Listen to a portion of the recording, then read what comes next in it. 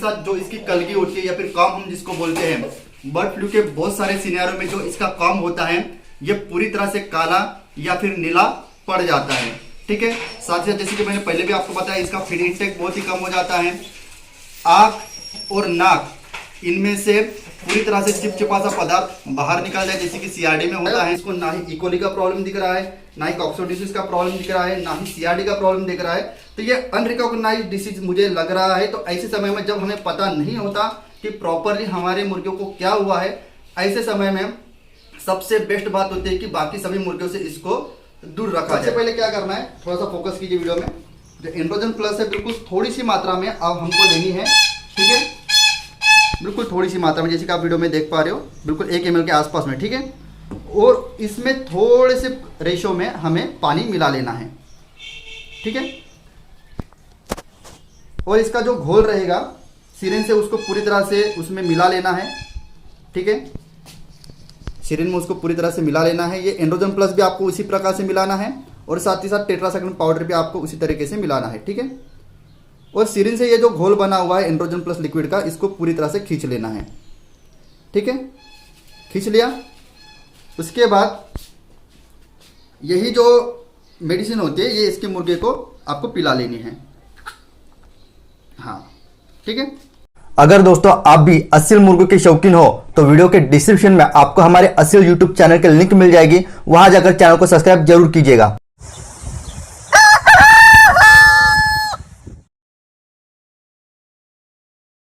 Hello दोस्तों, मैं हूं अभिषेक और आप देख रहे हैं अभिषेक पोल्ट्री यूट्यूब चैनल। दोस्तों, जैसे कि वीडियो के थंबनेल में ही आपने देख लिया होगा कि मेरे मुर्गे को बर्ड फ्लू हुआ है। क्या दोस्तों, बर्ड फ्लू? हाँ दोस्तों, आज की वीडियो में आपको जो मुर्गा है उस जैसे कि आप यहाँ पर वीडियो में देख पा रहे हो, ये जो मेरा मुर्गा है पूरी तरह से सुस्त हो गया है।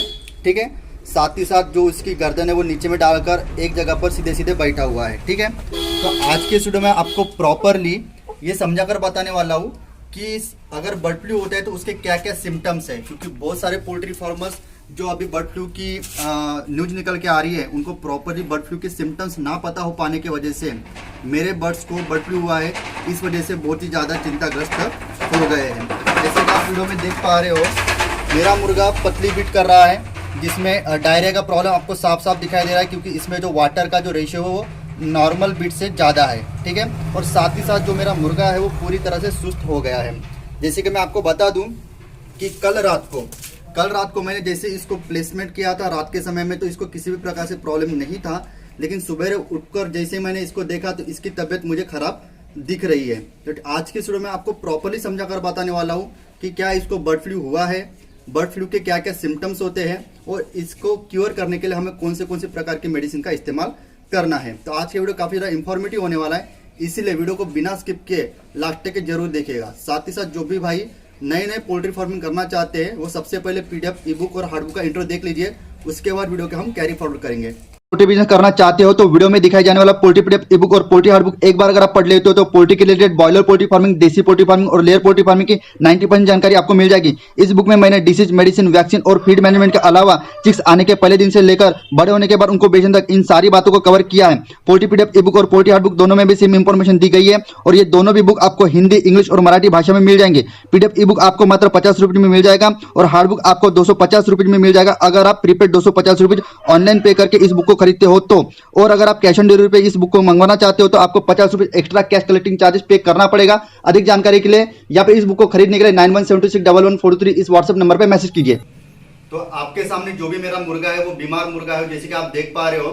तो जैसे कि ये आग बंद कर करके खड़ा रह रहा है और साथ ही साथ पूरी तरह से सुस्त आपको दिखाई दे रहा है। तो सबसे पहले मैं आज के वीडियो में आपको बर्ड फ्लू के क्या क्या सिम्टम्स होते हैं वो समझा कर बताता हूँ, क्योंकि अगर आपको प्रॉपरली ये नहीं पता रहेगा कि बर्ड फ्लू के क्या सिम्टम्स है, उसकी मोर्टेलिटी रेशियो कितना है, कितना नुकसान आपको कर सकता है, तब तक आप प्रॉपरली आइडेंटिफाइड नहीं कर सकते हो कि आपके मुर्गे को बर्ड फ्लू हुआ है या नहीं है।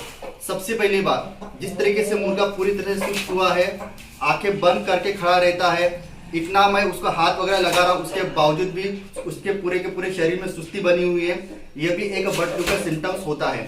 साथ ही साथ जो इसकी कलगी होती है या फिर काम हम जिसको बोलते हैं, बर्ड फ्लू के बहुत सारे सिनेरियो में जो इसका काम होता है ये पूरी तरह से काला या फिर नीला पड़ जाता है। ठीक है, साथ ही साथ जैसे कि मैंने पहले भी आपको बताया इसका फीड इंटेक बहुत ही कम हो जाता है। आँख और नाक इनमें से पूरी तरह से चिपचिपा सा पदार्थ बाहर निकल जाए, जैसे कि सीआरडी में होता है। साथ ही साथ उसमें जो एक सर्दी होती है, शरीर का पूरे के पूरे बदन का गर्मा होना होता है, ये पूरे के पूरे सिम्टम्स आपको बर्ड फ्लू में भी दिखाई को मिल जाएंगे। साथ ही साथ इसका जो मोर्टेलिटी रेशियो होता है ना दोस्तों बर्ड फ्लू में, वो बहुत ही ज्यादा होता है। मान के चलिए कि 100% तक के मोर्टेलिटी रेशियो होता है, जैसे कि रानीखेत हो गया, गंभोरा हो गया। इस प्रकार के जो वायरल डिसीजेस होते हैं, यहाँ पर अगर हम आमतौर पर देखते हैं तो मोर्टेलिटी रेशियो इतनी ज्यादा नहीं होती, 50%, 60%, 70% तक के होती है। लेकिन बर्ड फ्लू में क्या होता है ना दोस्तों कि 4 से लेकर 5 दिन का टाइम लेता है इसके सिम्टम्स आपको दिखाने के लिए, और जैसे इसके सिम्टम्स आपको दिखते हैं विदिन 3 से लेकर 4 दिनों में 99 से लेकर 100% तक के आपके पक्षियों की मोर्टेलिटी हो जाती है। साथ ही साथ वीडियो के स्टार्टिंग में मैंने आपको बताया कि इस मुर्गे की जो भी बीट है वो पूरी तरह से एक वेटेड बीट कर रहा है, इसका मतलब इसको डायरिया भी साथ साथ में हुआ है। जैसे कि आप वीडियो में देख पा रहे हैं, इसका आंख अभी इस मुर्गे ने पूरी तरह से बंद करके रखा है, ठीक है। और साथ ही साथ ये आप यहाँ पर भी फोकस कीजिए वीडियो, यहाँ पर ये इसके मुंह से जो लार होती है, ये भी इसके मुंह से लार बाहर में निकल रही है। तो अभी आ जाते डायरेक्टली कंक्लूजन पे कि क्या इस मुर्गे को बर्ड फ्लू का प्रॉब्लम हुआ है। नहीं दोस्तों, इस मुर्गे को जहां तक कि मेरा मानना है बर्ड फ्लू का प्रॉब्लम नहीं हुआ है। जहां तक कि मेरा मानना है कि इसको प्रॉपरली मैंने कल टेम्परेचर मैनेज करके नहीं रखा था, इसकी वजह से इसको थोड़ी सी ठंड लग गई है। और साथ ही साथ थोड़ा सा खाने मतलब जो इसको फीड दिया जा रहा है वो इसको प्रॉपरली डाइजेस्ट नहीं कर पा रहा है, इसकी वजह से इसको डाइजेशन का प्रॉब्लम हुआ है। सबसे पहली खबरदारी तो आपको यही करनी है कि किसी भी प्रकार का प्रॉब्लम अगर आपको पोल्ट्री फार्म पर या फिर घर पर जो भी मुर्गे आप पालते हो, अगर उनको किसी भी प्रकार के प्रॉब्लम आपको दिखाई देता है तो सबसे पहले उस मुर्गे की अरेंजमेंट आपको किसी दूर जगह पर कर लेनी है, ठीक है। मतलब आपकी जो बाकी की मुर्गियां होती है उनके साथ में उसको नहीं रखना है। जैसे कि आप इस वीडियो में देख पा रहे हो कि यहाँ पर मेरा जो असील का अब्रस मुर्गा है, ठीक है, इसके साथ साथ मैं इस जगह पर इस मुर्गे को रखता था, लेकिन अभी आज के रात में इस मुर्गे को मैं किसी दूर जगह पर अरेंजमेंट कराऊंगा रखने के लिए। इसके साथ साथ मेरे घर में और से 3-4 मुर्गे और मुर्गियां भी है, इनसे पूरी तरह से इनको दूर रखूंगा। जहां तक कि मैंने इसको कौन से सिम्टम्स है, कौन सा प्रॉब्लम है मैं चेकआउट किया, इसकी मैंने बीट चेक की, इसको किसी भी प्रकार के कॉक्सिडियोसिस, साथ ही साथ इकोली और सीआरडी का मुझे सिम्टम्स नहीं दिखाई दे रहा है। और बर्ड फ्लू के मैंने जितने भी सिम्टम्स आपको समझा कर बताए उसमें से कोई भी प्रॉब्लम इस मुर्गे को मुझे दिखाई नहीं दे रहा है। तो अभी तक आपको पता चल गया कि बर्ड फ्लू के क्या क्या सिम्टम्स होते हैं। अभी इन केस आप घर में अगर कोई कड़कनाथ मुर्गे पालते हो, देसी मुर्गे पालते हो, इस तरीके का कोई गाउठी मुर्गा पालते हो, कॉकरेज का मुर्गा पालते हो, या फिर फाइटर कैटेगरी में आने वाले जो असील के मुर्गे होते हैं वो मुर्गे पालते हो, तो इस तरीके का अगर कुछ प्रॉब्लम होता है, डायरिया का प्रॉब्लम होता है, या फिर एकदम से मुर्गे की तबीयत खराब हो जाती है, मुर्गा सुस्त हो जाता है, दाना पानी छोड़ देता है, ठीक है, तो इस तरीके की अगर प्रॉब्लम होती है तो आपको किस प्रकार की ट्रीटमेंट करनी है इसके बारे में भी आज के वीडियो में आपको बता देता हूँ। सबसे पहले आप मेडिसिन पर फोकस कीजिए कि मेडिसिन हमें कौन से इस्तेमाल करनी है। सबसे पहले लगेगी आपको 2.5 ml की सीरिन लगेगी, ठीक है। उसके बाद आपको एंड्रोजन प्लस नामक मेडिसिन का इस्तेमाल करना है, एक तरीके का एंटीबायोटिक है। उसके साथ साथ आपको टेट्रासाइक्लिन हाइड्रोक्लोराइड टैबलेट, ये बड़ी आसानी से मेडिकल स्टोर से आपको मिल जाएगा, ये भी एक एंटीबायोटिक है, इसका आपको इस्तेमाल करना है। और साथ ही साथ आपको वाइमेराल का इस्तेमाल करना है, एक प्रकार का ये मल्टीविटामिन है। अभी इस बात पर फोकस कीजिए कि मैं क्या कहना चाहता हूँ। तो आज के इस वीडियो में हम 2 प्रकार के एंटीबायोटिक का इस्तेमाल कर रहे हैं। जैसे कि आपको भी पता है, जब कभी भी आपको सर्दी होती है या फिर बुखार होता है, जब कभी भी आप डॉक्टर के पास जाते हो तो कोई भी सिर्फ आपको एक गोली या फिर एक मेडिसिन लिखा के नहीं देता, एक साथ डॉक्टर्स आपको 3 से लेकर 4 मेडिसिन लिखा के देता है। उसके पीछे कारण ये है कि डीएनए स्ट्रक्चर और साथ ही साथ हार्मोनल स्ट्रक्चर हर एक पर्सन का, हर एक जानवर का अलग अलग होने की वजह से जो भी कंटेंट एक मेडिसिन में होते हैं वो प्रॉपरली अलग अलग ब्रीड्स को, अलग अलग जानवर को अलग अलग मेडिसिन इम्पैक्ट करती है, ठीक है। तो इसका मतलब जब कभी भी हम 2 एंटीबायोटिक का इस्तेमाल कर रहे हैं तो इसमें से कोई भी एक मेडिसिन अगर काम नहीं भी करती है तो ऐसे में दूसरी मेडिसिन, ठीक है, उस मुर्गे के ऊपर काम करके उसको क्योर करने में बहुत ज्यादा मदद हमें प्रोवाइड करेगी। जैसे कि मैं आपको पहले ही बता दूं कि ये जो टेट्रासाइक्लिन का पाउडर है, इसमें आपको टेट्रासाइक्लिन जो कंटेंट होता है वो सबसे ज्यादा मेजर होता है। और जो एंटीबायोटिक लिक्विड फॉर्म में है एंड्रोजन प्लस करके, इसमें जो कंटेंट होता है वो एंड्रोफ्लोक्सासिन और ब्रोमोक्सिन नाम का जो कंटेंट होता है वो इस एंटीबायोटिक में सबसे ज्यादा पाया जाता है। दूसरी बात, एक बार और से आपको समझ लेनी है, जब कभी भी आप ट्रीटमेंट करते हो, भले ही चाहे फिर आपका मुर्गा देसी का हो, असील का हो, कड़कनाथ का हो, व्हाटएवर, या फिर पोल्ट्री फार्म में अगर आप लार्ज क्वांटिटी में अगर मुर्गों को पालते हो तो अगर आप एंटीबायोटिक से किसी भी मुर्गे की ट्रीटमेंट करते हो या फिर प्रिवेंशन करते हो, तो जब कभी भी आप उसको एंटीबायोटिक देते हो तो आपको वाइमेरल उसको जरूर लेना है। जैसे कि मैंने आपको पहले बताया कि गाड़ी जो होती है वो 2 पहियों पे चलती है, अगर एक पहिया ना हो तो गाड़ी नहीं चल सकती। उसी प्रकार से एक पहिया अगर एंटीबायोटिक है तो दूसरा पहिया उसका मल्टीविटामिन होता है, क्योंकि एंटीबायोटिक आपको प्रिवेंशन और ट्रीटमेंट तो आपकी मुर्गी की करा के देगा, लेकिन उसके डोज से आपके मुर्गे ऊपर स्ट्रेस आता है। उसी स्ट्रेस को रिलीज करने के लिए आपको वाइमेरॉल, ठीक है, ADE3, B12 या फिर मल्टीस्टार नामक आपको मल्टीविटामिन का इस्तेमाल करना पड़ता है। इसका काम स्पेशली होता है कि एंटीबायोटिक से जो स्ट्रेस आपके मुर्गे पर आया है वो रिलीज कर देता है, और साथ ही साथ आपके मुर्गों को जो वाइटामिन प्रोवाइड करके आपके मुर्गों को स्ट्रेस से बाहर निकलता है, और साथ ही साथ उसको एनर्जी भी प्रोवाइड करता है। ठीक है, तो यहां तक आपकी बात क्लियर हो गई। अभी आपको इसका इस्तेमाल किस हिसाब से करना है वो समझाकर बता देता हूं। देखिए, सबसे पहली तो बात क्या करना है दोस्तों, इस मुर्गे का जो बॉडी वेट है वो 1 किलो के आसपास का इसका बॉडी वेट है। तो ये जो टेट्रासाइक्लिन पाउडर आप देख पा रहे हो, आमतौर पर इसका इस्तेमाल पोल्ट्री फार्मिंग के लेवल पर जब लार्ज क्वांटिटी हम मुर्गियां पालते हैं तो 1 ग्राम 1 लीटर पानी में 24 घंटे के पानी में हम चलाते हैं 3 से लेकर 4 दिन के लिए। ठीक है, और उसके साथ ही साथ जो एंड्रोजन प्लस नामक जो मेडिसिन होती है, इसका इस्तेमाल हम 1 ml 10 लीटर पानी में, या फिर अगर आपके जो भी डिसीज से अगर उसकी कॉन्सेंट्रेशन अगर ज्यादा होता है तो इसका डोज हम 2 ml से लेकर 3 ml प्रति 10 लीटर पानी में इस्तेमाल करते हैं। लेकिन इंडिविजुअल तौर पर अभी इसका इस्तेमाल किस हिसाब से करना है, क्योंकि हमारे हाथों में कभी कभार क्या होता है, सिंगल मुर्गा होता है, कोई मुर्गी होती है गावठी की या फिर असील का मुर्गा होता है। उस समय में आपको क्या करना है, ये जो एंड्रोजन प्लस आपको दिख रहा है, ये तकरीबन आधा ml से लेकर, मतलब ऐसा समझ के चलो 0.5 से लेकर 0.6 ml एक दिन का डोज इसको दिया जाएगा सुबह के समय में। ठीक है, और शाम के समय में आधा ग्राम जो पाउडर है ये थोड़े से 2 से लेकर 3 ml के पानी में आपको मिला लेना है। ठीक है, इसमें पूरी तरह से उसका घोल बना लेना है, और शाम के समय में आपको टेट्रासाइक्लिन का पाउडर इसको देना है। साथ ही साथ 1 ml सुबह को वाइमेरॉल और शाम को 1 ml शाम को देना है। इस तरीके का इसका 1 दिन का डोज रहेगा, मतलब सुबह को आपको एंड्रोजन प्लस देना है 0.6 ml, और शाम को आपको टेट्रासाइक्लिन देना है बिल्कुल आधा ग्राम पानी में घोल के शाम के समय में, और दोनों भी टाइम सुबह और शाम में आपको 1 ml वाइमेरॉल देना है। ठीक है, तो इस तरीके का आप ट्रीटमेंट करते हो तो डायरेक्टली आपको बहुत ही अच्छा रिजल्ट मिलेगा। ठीक है, पानी में जैसे आप टेट्रासाइक्लिन को घोलते हो तो इसकी जो सीरिन होती है वो आपको सीरिन पूरी तरह से बाहर निकाल लेनी है। ठीक है, और इसका जो नोक होता है मैं एक बार आपको दिखा भी देता हूँ। ठीक है,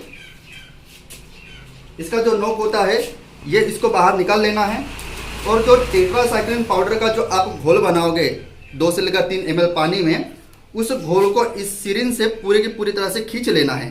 ठीक है, इस तरीके से सिरिन से खींच के आपको ये सिरिन डायरेक्टली मुर्गे का जो चोंच होता है वहां पर वो बनाए वाला जो डिसीज होता है, इसकी चोंच खोल के वो उसके मुंह में मेडिसिन डाल देनी होती है। ठीक है, तो मैं अभी आपको मुर्गे की ट्रीटमेंट किस हिसाब से करनी है वो समझाकर बता देता हूँ। ठीक है, तो अभी मैं एक साथ इसको सवेरे और शाम का दोनों भी डोज देने वाला हूँ आपको समझाकर बताने के लिए, लेकिन सवेरे को आपको एंड्रोजन प्लस और शाम को आपको टेट्रासाइक्लिन देना है। ठीक है, तो सबसे पहले क्या करना है, थोड़ा सा फोकस कीजिए वीडियो में। जो एंड्रोजन प्लस है बिल्कुल थोड़ी सी मात्रा में अब हमको लेनी है। ठीक है, बिल्कुल थोड़ी सी मात्रा में, जैसे कि आप वीडियो में देख पा रहे हो, बिल्कुल 1 ml के आसपास में। ठीक है, और इसमें थोड़े से रेशो में हमें पानी मिला लेना है। ठीक है, और इसका जो घोल रहेगा सिरिन से उसको पूरी तरह से उसमें मिला लेना है। ठीक है, सिरिन में उसको पूरी तरह से मिला लेना है। ये एंड्रोजन प्लस भी आपको उसी प्रकार से मिलाना है, और साथ ही साथ टेट्रासाइक्लिन पाउडर भी आपको उसी तरीके से मिलाना है। ठीक है, और सिरिन से ये जो घोल बना हुआ है एंड्रोजन प्लस लिक्विड का, इसको पूरी तरह से खींच लेना है। ठीक है, खींच लिया। उसके बाद यही जो मेडिसिन होती है ये इसके मुर्गे को आपको पिला लेनी है। हाँ, ठीक है, अभी दूसरा आता है टेट्रासाइक्लिन पाउडर। ठीक है, ये शाम का डोज है, लेकिन मैं थोड़े से रेशो में आपको देकर समझाकर बता देता हूँ। थोड़ा सा आपको पाउडर आपके हथेली में लेना है, बिल्कुल आधे ग्राम के आसपास में। ठीक है, जैसे कि आप मेरे हाथों में देख पा रहे हो, बिल्कुल थोड़ा सा, क्योंकि एक ही मुर्गा है, कुछ ज़्यादा मुर्गे तो हमारे पास है ही नहीं। ठीक है, उसको आपको यहाँ पर डाल देना है। ठीक है, और यहीं पे थोड़ा सा हमें पाउडर मिला लेना है, सॉरी पानी मिला लेना है। ठीक है, और इस घोल को इसी सिरिंज से और से फिर से हमें अच्छे से मिला लेना है। ठीक है, अच्छे से मिलाने के बाद पहले जैसे ही प्रोसेस के हिसाब से हमें सिरिंज से इसको फिर से इस घोल को पूरी तरह से खींच लेना है, ठीक है। और बनाया हुआ घोल शाम के समय में आपके मुर्गे को फिर से दे देना है, ठीक है। और दूसरी बात, जब सवेरे को आप एंड्रोजन प्लस दोगे और शाम को जैसे आप टेट्रासाइक्लिन दोगे, उसके बाद 100% आपको वाइमेराल, मल्टीस्टार या फिर ADE3B12 इस नामक जो भी आपको मेडिकल स्टोर में मल्टीविटामिन मिलते हैं उसका इस्तेमाल जरूर से करना है। तो बिल्कुल थोड़ा सा मल्टीविटामिन लेना है, ठीक है। और इसको आपको मुर्गे को दे देना है। आप चाहे तो ये सभी के सभी मेडिसिन आप जो आटा आता है, आटे को पानी में भिगो के ये मेडिसिन उसमें भी मिलाकर मुर्गों को डायरेक्टली खिला सकते हो, उसमें कोई इशू आपको नहीं आएगा, ठीक है।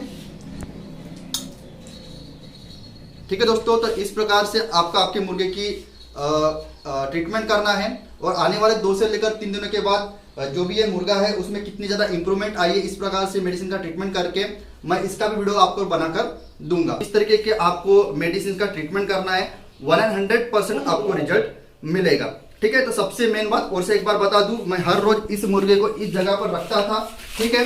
तो ये जो बाजू का मुर्गा आप देख पा रहे हो, ये मुर्गा और ये मुर्गा दोनों भी मुर्गे मेरे सेम मिलकर ही रहते थे, लेकिन आज इसमें मुझे प्रॉब्लम दिखाई दे रहा है, तो आज मैं इस जगह पर इसको नहीं रखूंगा, इसकी अरेंजमेंट मैं कहीं और करूंगा। तो आपको भी यही करना है, किसी भी प्रकार से अगर आपको किसी मुर्गे में प्रॉब्लम दिखाई देता है तो आपको डायरेक्टली उसको किसी सेफ जगह पर बाकी दूसरे मुर्गियों से दूर में रखना है।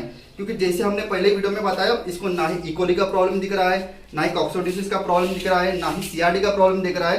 तो ये अनरिकॉग्नाइज्ड डिसीज मुझे लग रहा है। तो ऐसे समय में जब हमें पता नहीं होता कि प्रॉपरली हमारे मुर्गियों को क्या हुआ है, ऐसे समय में सबसे बेस्ट बात होती है कि बाकी सभी मुर्गियों से इसको दूर रखा जाए। बहुत सारे पोल्ट्री फार्मर्स भाइयों के पास बड़े बड़े फार्म तो होते हैं, लेकिन जब कभी भी कोई कंटेमिनेटेड या फिर कंटेमिनेट वाले जो मुर्गियां होते हैं, जो बीमार मुर्गियां होते हैं, उनको सेपरेटली रखने के लिए किसी भी प्रकार से उनके अरेंजमेंट नहीं होते। तो मैं आज आपकी इस वीडियो से रिक्वेस्ट करना चाहूंगा कि जब कभी भी आप पोल्ट्री फार्मिंग करते हो तो 1000 स्क्वायर फीट के पीछे 150 से लेकर 200 स्क्वायर फीट का एक अलग से ब्लॉक बनाइए, जहां पर इनकेस अगर कोई मुर्गी आपकी बीमार दिखती है तो उनकी ट्रीटमेंट आप वहां पर प्रॉपरली कर सको। आज की इस वीडियो में इतना ही। इसी तरह का पोल्ट्री का वीडियो लेकर मैं मिलता हूं नेक्स्ट वीडियो में। जय हिंद, जय भारत।